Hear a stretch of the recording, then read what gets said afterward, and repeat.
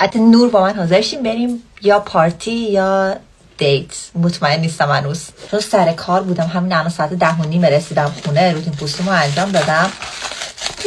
فقط با این برگه ها اینجوری چربیای پوستمو میگیرم که میخوام آرایش بکنم. الان آرایش روش بشینه. خط چش تا به تا. من هر وقت استرس میشم نمیدونم چرا خط چشامو تا به تا میکشم.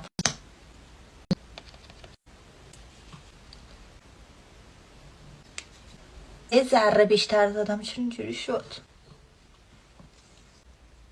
ولی از سلف پورتریت این لباس زیرش رو باید عوض بکنم. آپشن دوم از زارا اینجوری پشتش هم بازه ولی احساس میکنم خیلی خوب وای نستاده. آپشن بعدی هم اینه، خیلی دیره که خیلی خوبم وای میسته. ولی الان واسه این فصل آخه مسخرم میکنن. اینجوری هم که انگار دارم میرم مهد کودک. اوکی این به نظرم تاپه اوکیه ولی این دامنه بهش نیومده. من به دامن ساده بپوشم. اینجوری به نظرم یه ذره بامزه است فکر کنم.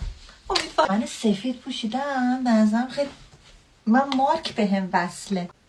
عروس کردم خودمو ولی اوکی سر اینا اینجوری کنیم بریم.